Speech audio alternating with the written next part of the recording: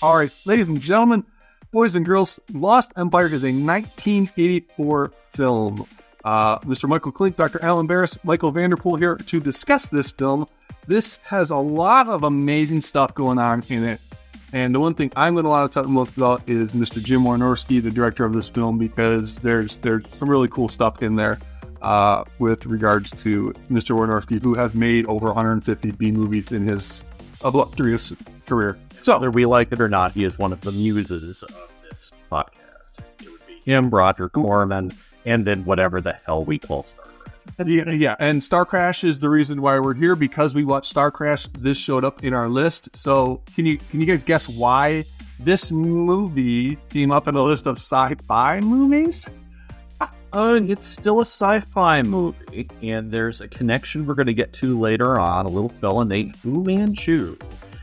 This is a riff on, to a certain extent, on Sax Rohmer's work, and which has been made into a couple movies, including the worst episode of Mystery Science Theater 3000, according to most fans, Castle Fu Manchu. In fact, the end of that episode is parodied, I think, at the end of this movie. When what's his name? Evil Dr. Sindhu says he's going to be back at the end.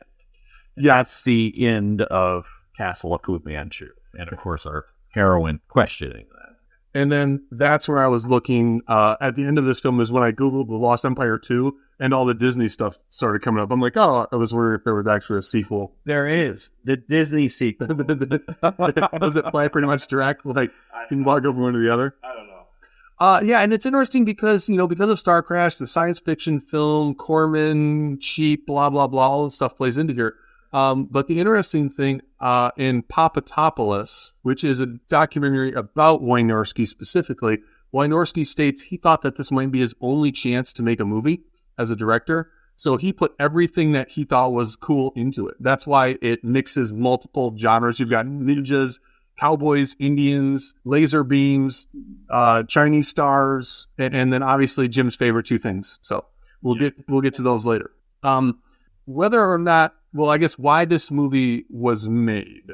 This is interesting. This is an interesting part of the story, I think, because this film is not a Roger Corman production. This was Jim Wynorski bugging Roger Corman, hey, I want to make a film, hey, I want to make a film. And then this, is it Plitt? Whatever the guy's name is. Let me get it right here from Wikipedia. It is Henry Plitt. Yep. Wanted to make, and I'm quoting here, wanted to make a low-budget sci-fi action picture as a tax loss. Jim says, I never knew that when I made the show, so I put my heart and soul into the project. So this is Corman giving Wynorski a chance through one of Corman's connections, and they used some of Corman's soundstage and facilities to make it happen. So that's how we're here. And I guess it's interesting, too, because this movie was made to be a tax loss, yet actually made money. So the podcast I was listening to this morning about this, stop laughing at me. No, I'm not laughing. This movie was meant to be a science fiction film that lost money, and it was not a science fiction film, although it had aspects of science fiction, that made money. So what Wynorski was trying to do, or was asked to do, he did not do in either case. So yeah, it was successful. Unless you thought that success was being unsuccessful, because that's what the producer actually wanted. So this was a producers type thing where in the producers, the movie and the play, they make a play so that it can bomb, so they can make money off of it. Is that what I'm getting? Yeah, that's pretty much okay. the scam they were trying to work. Have you ever seen The Producer? I have not. It is good. Excellent. I'll put it on my list. First, it will now be on our list because of we talked about it because you watched Starcrash. Introduction of Gene Wilder. Yes, one of my favorites. Yeah, Hear No Evil, See No Evil. Him and Richard Pryor. I love that. Pryor was one of his best as his later. And some hitters on the road. This movie is made in 1984, and I officially could not believe it when I started watching it, because it is almost totally what I would expect from a 90s or even 2000s or even more recent parody of the 1980s. Right. It was so good at making fun of that kind of movie. And it's kind of dumb in a really self-aware way that I would not have ascribed to an 80s movie. The production values are high. And the production you can tell if he was trying to make a good film here, or a good movie. I don't know what to call the one or the other. But I love, and to your point, I love the opening shot of the moving eye that ends up settling on the breast and expanding from there. Right then and there, you know that even though the music is driving some of the whatever the setup, even the title sequence that we're watching right now is kind of like more action oriented. It starts out with no, it's just a sexploitation film at the core. Right. And again, this is one of those things where there are nude scenes in this, or not nude scenes, but naked scenes, topless scenes. Yes. Where they could have easily not been in there. Oh, yeah. And this movie would have been the same. 100%. I'm thinking the prison scene. Right. The prison scene was just gratuitous as all get out, right? Right. The interesting thing is he treats the lead actress. I don't think we ever see her full on. She has all the cleavage going, but never ever full on. I think there's a level, even though this is a sexploitation film, I do believe that he was still trying to do it respectfully. Which brings us to Raven Delacroix, who is White Star. Yes, White Star. It turns out I kept making the comparison between this movie and the work of Russ Meyer, which is this weird exploitation-y stuff. But Meyer still has this weird, almost reverence for the women he's shooting. It's really strange to try to quantify. But it turns out Raven Delacroix, who plays White Star, was a former, or also was in a Russ Meyer. Interesting. So I think obviously she was cast because she's wisecracking and because she has, gigantic breasts. But that's huge the thing. Tracts of land? Huge tracts of land, which would, of course, appeal to both of these auteur directors as sort of a muse. I don't think the acting is horrible in this film. I think it's about the comparison I kept making was this is like Elvira. This is and again, the same combination. It's bad puns delivered with that very obvious, we know these are bad puns, wink, wink. And then also, the breast. Yeah. It seems like, though, this is a step above those Elvira, the acting and the puns, too, just because, the puns are bad. But the acting seems a little bit better this time around. So the entire time I've been watching all of these movies, I had not noticed the technical aspects like you guys were talking about. I noticed the WTF moments pretty much the whole time. Yeah. That's the first thing that got me, and it's fun because WTF moments are there. But now that we've been watching these things, I have kind of been noticing where the camera is and where what's going on and things like that, it's interesting. Well, Did that go too? It's really interesting to compare this and all the different camera shots and the amount of close-ups and different setups that they have in this compared to Devil Girl from Mars. Yeah. So striking, right? Like you can tell that they spent time putting this together. Now, the action sequences are a little rough. But first director in 1984 and not the world's biggest budget. Again, fine. This could easily, and this will be interesting when I say this because it's just popped in my head. This could easily have been Chuck Norris in this with a serious script, and still the look and feel of the shots the same, and been something that my stepdad used to love that stuff. Pretty damn close. Yeah, not exactly. The thing. So let's. Should we just jump into the WTF moments because there's about 3 million of them? Oh my god! Oh, so I stopped writing after one, so I was just like, okay, I'm done. I can't do this. The one biggest WTF moment I had last night watching this again by myself in my office with the lights off, which got really weird really fast. Because I would have went home to watch it, I'd fall asleep on the couch as I always do, so I stayed here. This feels like a video game. From the opening crawl to some of the stuff that goes on with the cutting and the action sequences, it really reminded me of the Ninja Gaiden series, if you remember those from which had cinematics and action in between. Like the soundtrack, the shoot, all of it felt like.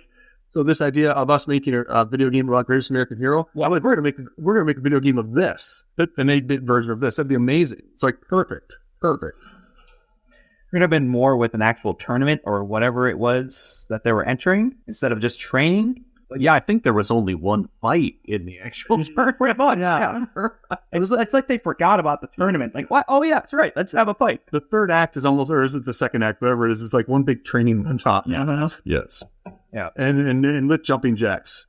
Of course, that was. And running and. Everything that's. What are some of your WTF moments here? I think one of mine hit early. It was mostly WTF, the autocorrect on my Amazon Fire that I was a tablet that I was taking notes on. I wrote down Lemurians and it autocorrected to Keynesians. Yeah, so that's the ancient civilization that is something to crawl that's moving way too fast to read. Yeah. I thought I was just reading slow. Like, oh, I'm way too slow. But then I realized, wow, this is really, Yeah. No, but Lake could read it because she's like a hyper fast reader. But me, I had to pause it and And then the next WTFO was Inspector Charles Chang. Really? Yeah. Yes, very, very, very much stereotypical, pulled out of any other movie that has a Chinese detective character to reveal some of the exposition and plugged in here, right? So I'm going to skip a WTF. What I love about this movie, what I love is it is so easy to follow.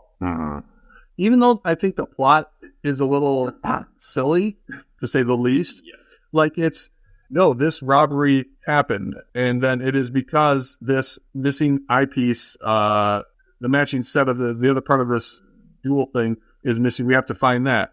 And then here we're at the point where the brother, who is a cop, who gets injured on the initial bust that opens the film, dies. It becomes a revenge film.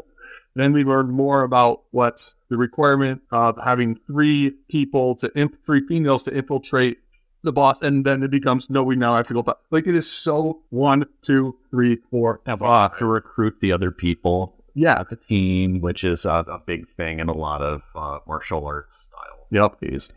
Yeah, so like following this was so easy. It felt so much better than like trying to follow any of these other movies that we've watched. Oh, yeah.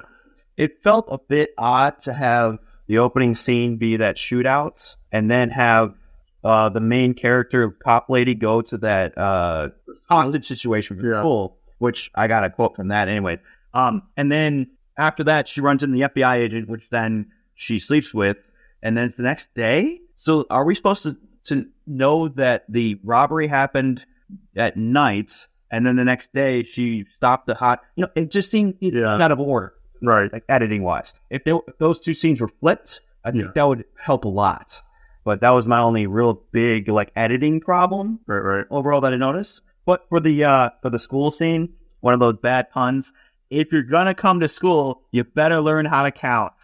Now, there was nothing with bullets or people, really, or anything, but it's just a thing that they said to be funny, I guess. I don't know. Well, it's because he thought she was out of ammo. It wasn't? Yeah. Okay. Yes. He said something along the lines of, that's 6, and obvious. Okay. He miscounted. I must have forgotten about that then. Another WTF moment for me is the dime store Jim Carrey character, the police detective who's got that Fire Marshal Bob look and feel about him, Yes. And then he ends up being part of the evil plot. But yeah, like that guy right there, whatever his name is, we looked it up. Lackey Dammit. Looked it up. That's Lackey Dammit. Yes, and he is the dad of Anthony Kiedis from the Red Hot Chili Peppers. Okay, yeah, he does. But he does also have that Jim Carrey kind of look and feel from the... Yes, that guy. Terrifying and demented. From In Living Color, which most of our listeners, if we have any, don't know what that is. And if you haven't, go watch it right now. It's completely inappropriate for nowadays, but...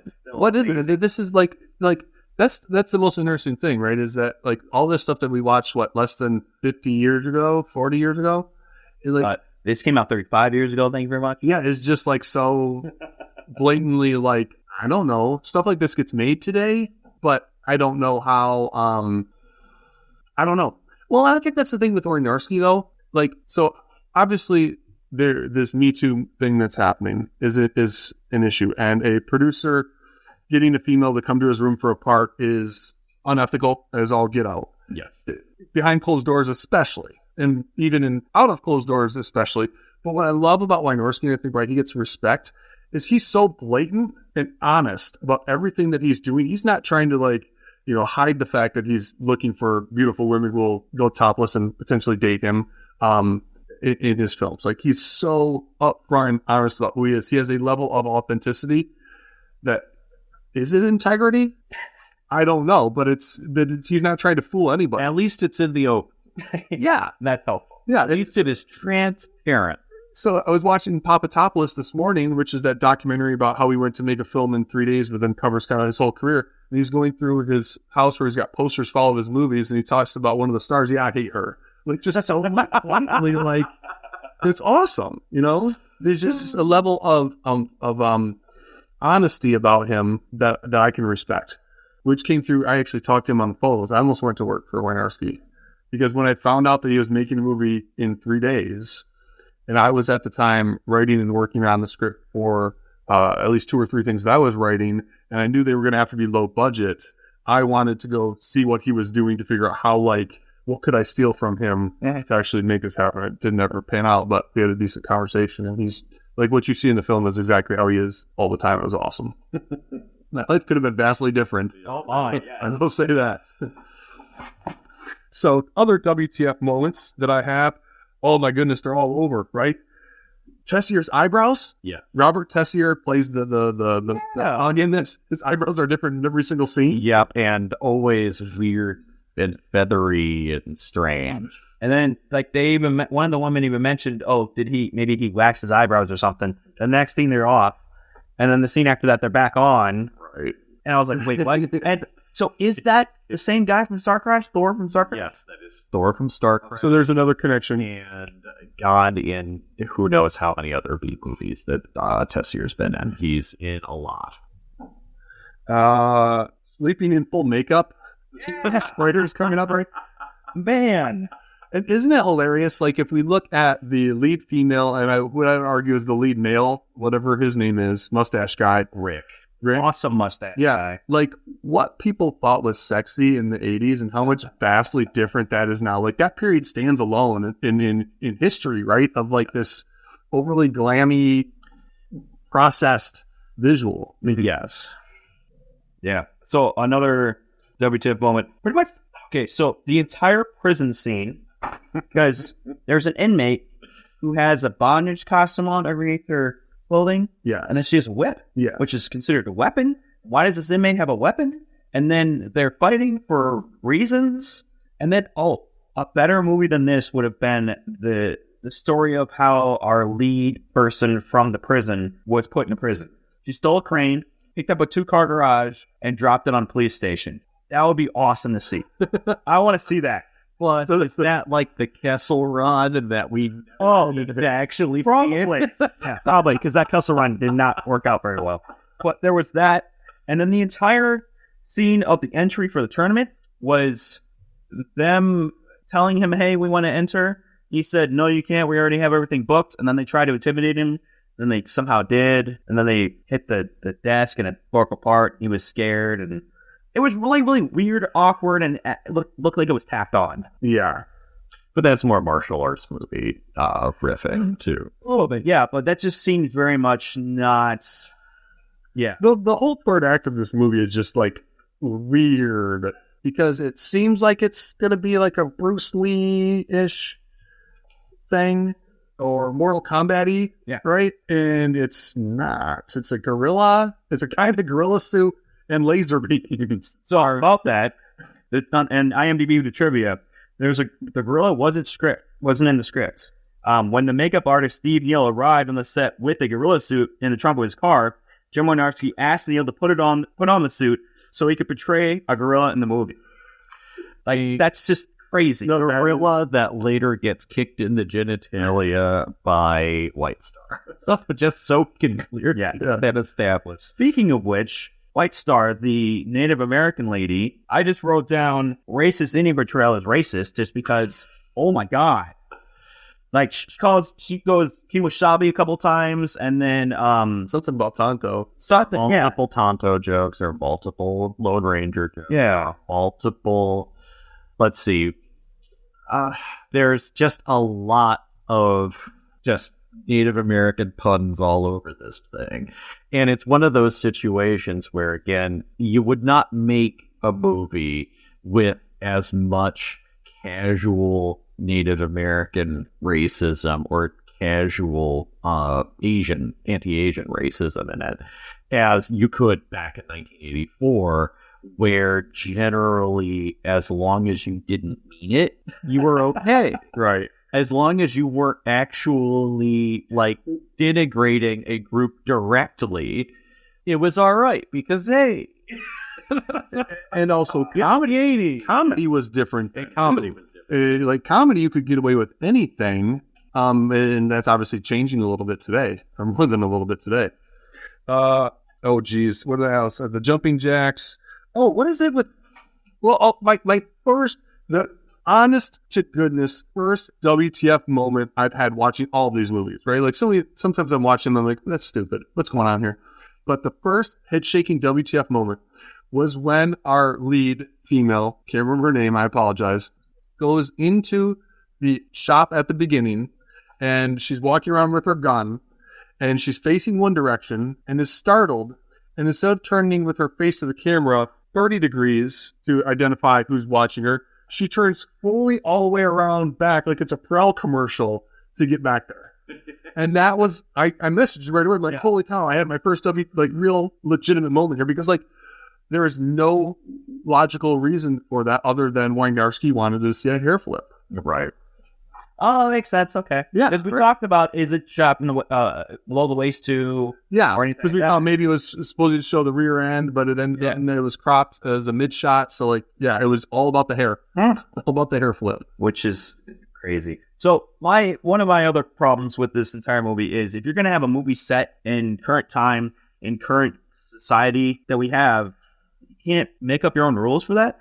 Starcrash, Space Raiders, Urban Planet, all this other stuff. We have a made-up world with made-up rules that we can do whatever we want with. Yeah. Then here we have an FBI agent and a cop dating. The FBI agent pretty much is the cop's sidekick. And then we have all this other stuff where he's a man, but then he's just kind of sitting back and watching all this happen. And it seemed very odd for the time and for the setting. If this were a different setting altogether, right, then all of these different quirky things, I think, could work out. Well, if this was a Chuck Norris movie, Rick would be the hero, and he would have a mustache because he'd be played by Chuck Norris. And it's a weird situation because Rick is obviously a dumbass. I mean, he's obviously a figure of fun. And because every time he shows up, he screws up in some way. Well, later on, he becomes a little bit more competent. Yeah. But only a little bit more competent. I mean, it's really clear by the eyes. Yeah, it's really clear that he's supposed to be a parody of, like, your usual action hero. Yeah. This kind of thing.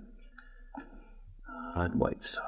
But looking at this, though, turning around, But looking at this, though, think about it, too, it's kind of like you were saying ahead of the time, just because the main characters, the heroes, the action heroes, are the women. Yeah. Which is very different from how the women, I mean, they're still kind of exploited a little bit with the nudity and everything, but it's different from how they would have been portrayed in any other Chuck Norris film. But I think the thing that's interesting is, like, their nudity is empowering for them. Think about it, right? Like, the shower scene, though? Well, yeah, but they're not doing anything. Like, exploitation in that shower scene where the two clothed females are talking to one female taking a shower. Don't ask me how that works.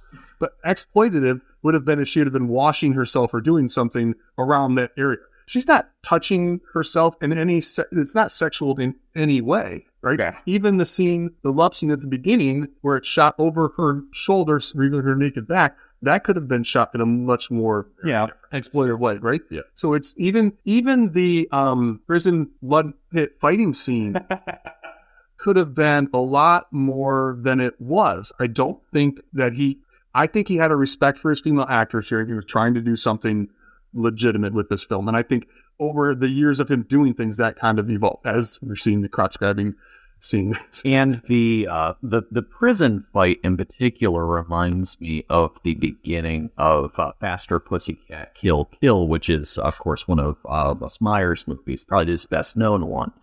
And it's pretty much two tough women who also happen to be hot fighting it out, rather than just, like, I don't know, a cat fight or something like that. This is a little bit different. It's still exploitative, yes, in its special way. Especially with the bondage on it. Yes, but it's a different angle. It's a real. It's like, I don't know. It's too.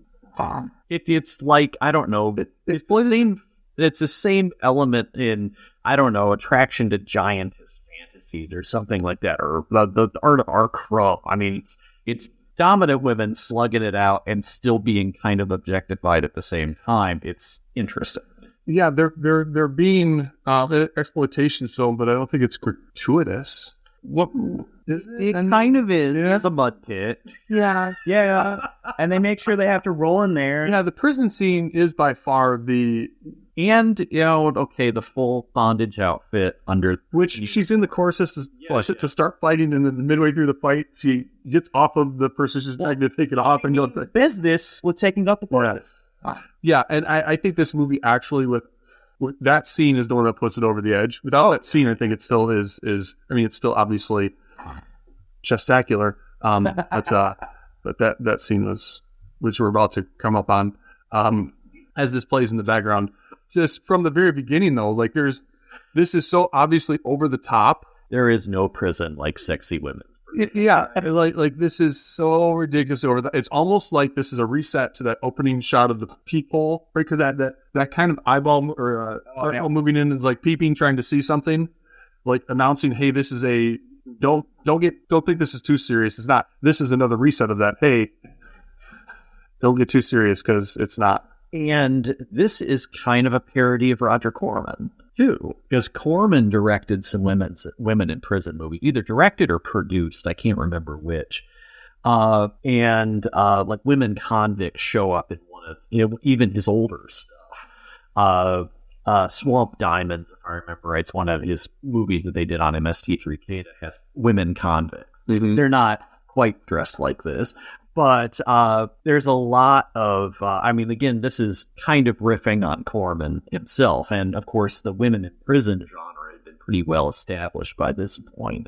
I know a lot of the classics of that one were late 70s. Mm-hmm. What's in more films my stepfather used to watch. Yeah. What's interesting, though, is the entire time we're meant to believe that the woman in the corset and the bonnet here is actually the one that they went to go see. Really? She's winning the entire time. And then at the end, the regular broad lady is the one that actually... Are there any African Americans in this film? I'm thinking real hard to remember. There's a Latino at the beginning who's got the knife. Right. We have several Asian characters. We have, and I believe, a fake Asian character as well. Right. Yellow face is still a thing at this time. Again, in the tradition of Fu Manchu, Fu Manchu is played by Christopher Lee in Castle of Fu Manchu. Right. Arguably the worst role of his entire career. Oh, he was in another one that was really bad. Oh, this will be worse. Yeah. Regardless of what it is, this will be worse. This scene, we should just skip this. Either that or pause a moment of silence. Oh, yes. Jim Wynorski. Popatopolis. We're checking out, and that was one of his synonyms, Popatopolis. He used to use various, not synonyms. Pseudonyms, thank you. That makes sense. So, by the WTF moment, and this looks a little bit further ahead. What was the snake doing to White Star? To White Star on that table? I don't know, but it was definitely exploitation. Yeah, it was very much. It very much reminded me of From Dusk Till Dawn, Selma Hayek. Oh yeah, with the snake, right? I mean, the things. I would bet Tarantino's seen this movie. Oh yeah, I guarantee. God, yes. So okay, that reminded me just now. Where did the bad guy get his powers? The main bad. Was it from the devil or something? He's supposed to take. So the devil, he would live forever as long as he gave the devil a soul every day, which is crazy, but it's a lot of work. For something that's not that great at the end of the day. If the devil gave him the powers, then the snake could be from the devil as well. So the snake was, I'm guessing. sacrificed because she was on a altar. It's some kind of, it's obviously something connected to him and his abilities, I guess we could say. But he's also a weird, like, super scientist, too, because then we get the genitalia cannon that comes out at the end and conveniently shoots Blackie Dama in the crotch and then lights him on fire from that. So we get that as well. And again, that's straight Fu Manchu, not necessarily the shape of. Yeah. But the idea that he would have some kind of death ray lying around. Of course, Fu Manchu would have such a thing. So we had talked about earlier, but it seemed like they were setting up a sequel to the 100%, because the last line is "I shall return." Well, that and also the Thor guy. What's his name? I forget. Tessier. Yeah. He even said, "I shall return too." Yeah. He said, "I shall return," or whatever. Something along those lines. Oh, well, we're almost coming up on it. Let's talk about quotes, Alan. Did you have any more quotes? Because I have one, and I want to see if you guys pulled it out. All right, so get ready to censor. Oh, sweet. All right, 2 of them. Full and then let's see. Then my absolute favorite, which again I am so sorry will not go in the podcast. You're gonna swim out of here in your own blood. From the prison fight. Yes, nice. Let's see. I hate robot spiders. What the hell? and then the other one. Where's Conan when you need him? Linker, do you have any? That was the only one quote I had. But after a while, I just stopped doing notes and I just wrote this. Just enjoyed it. I just said this movie is insane. It is an insane. Well, because he was doing everything, right? Yeah. I mean, that's like. I pulled out, Alan, I think this could be the tagline for the episode is, "I'm not a spy. I came here for the game." Awesome. I forgot about that. That's the gal who gets pulled out of and killed. So we have Sindhu, we have Golgotha, we've got snakes. Is this a religious film? I mean, the devil's quote, or the devil don't get defeated fairly easily at the end. So there's that. Some Nazism just from the red, black, and white of the flag, right? Right. I mean, he's obviously an authoritarian. Yeah. So. I don't know if it's necessarily religion as in Christianity, but more like Eastern, because you have some similarities between other kung fu movies and mystical things and things like that, or mystical stories and things like that. So it seems not necessarily devil and God and angels, but more of ancient evils and sacrifices and all stuff. Yep. So what time do you believe? 1. Oh, so we got about 5 minutes left. So what lessons did we learn here? There's 1, 2, 3, 4, 5, 8 women getting on the plane, but only 6 get off. If you're going to be the cruel overseer of a horrid martial arts tournament where women are being forced to fight to the death, get some personal grooming help and get rid of those damn eyebrows. That's what I learned. Yeah, it's just, and I am prone to fly away eyebrows myself. Yeah, but he goes from full like comical sized bushy brows to almost nothing in get the continuity person to check you out at various points to make sure you haven't committed an error like that, unless it's supposed to be intentional. Is it still continuity person, or is it the script girl still back then? I don't know, but I think it would be script girl at that point. I don't know if they changed that well into the 80s. Yeah. Go ahead. No, it's just so amazing how, like, watching this film and the amount of time spent everywhere on this, and then looking at Popatopolis, where he goes into making movies in a movie in 3 days, to where, cutting out even the crew too. Like usually have like at least 10 people in the camera department, like the audio department. He has 1 camera operator and 1 audio technician. No makeup, no hair, no wardrobe. They all just was like, he's sitting at a table the morning before, so you're gonna wear this or wear something like this. Or this, I mean, the level of effort that went into this, it's amazing, man. Like I think it would be on the level of a lower budget Chuck Norris movie. Yeah, I'm thinking. Something like Breaker or something like that, where it's not like the really high-end, more glossy stuff he was in a little bit later, just like straightforward, like kind of B-movie stuff. So I think one of the lessons I've learned with this being Wynorski's first directorial debut, moving into all the other stuff that he's done, is that he would there's I say this without getting completely censored. These type of films, there are only a few things that the audience cares to see. Oh, yes. And he has been amazingly successful at stripping down to the lowest common denominator of those things. Did he shoot anything that would be considered a, and again, for younger listeners, you'll have no idea what I'm talking about. Did he shoot anything that would be considered like a Skinamax movie? Like everything, which is very specifically again, not necessarily more of an action movie like this, but very specifically. Yeah, Witches of Breastwick. Okay. His whole entire catalog was pre-sold to Skinamax. So let me see if I can pull this up. So because this would be amazing here if I can show this real fast. At the back end here, there is a little, at the end of the documentaries, it's like what happened to whoever else, whatever. Yeah. Witches of Breastwick finished on time, on budget. It'll run on Playboy Channel, Showtime, the Movie Channel, Cinemax, HBO.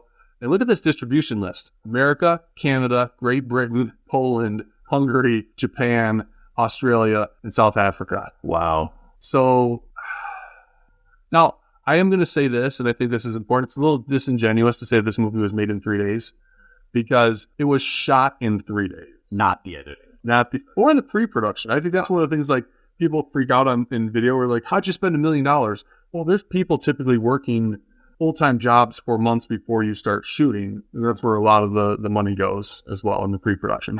So, yeah, Popatopolis, definitely worth a watch if you're going to watch anything about Wynorski.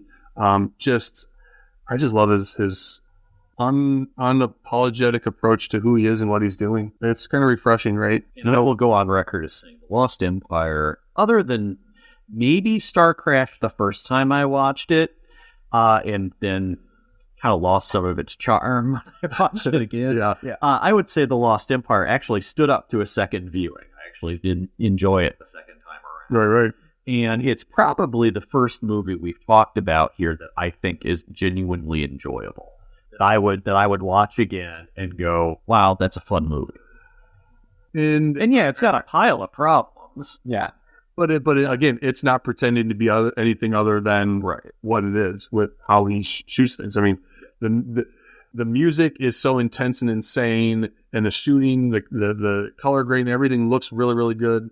But then that just opening shot again of the people looking in on Russ and everything else along the way, just like it presents itself seriously, but doesn't take itself too seriously, and never asks you as the audience to take it seriously. Right. Which I think is helpful, because if it started out seriously and then we got those silly moments, 100%, it would probably take you out more. Yeah, because you're expecting something and then getting something else, and then you're like, it would feel more like Starcrash, where we get some of the scenes that are truly laughable later on. Like when the giant Colossus thing shows up, or even Galaxina, which was, attempting to do similar things as this, as I would argue, but failed miserably in comparison to something. Well, that and Galaxina, I didn't even know it was supposed to be a spoof or a farce. I thought it was going to be like an actual taking itself seriously kind of movie. Last thing, the effects, the monster, the guy, Red Claw, or what Red Skull looking guy, Red Skull looking guy, amazing. Yep. That much detail given to, bye Mr. Clayton, say bye folks. Bye folks. That much detail given to our Audrey 2 Venom monster in Forbidden World would have been great. Yeah. So, and a lot of this, a lot of the attention to effects or anything like that would have paid off great in some of the previous. Yeah, 100%. Wynorski should direct everything. That's what I've learned. All right. So from Michael Vanderpool and Dr. Alan Barris, thank you for listening to Because You Watch Starcrash. Next time we'll talk about something else. So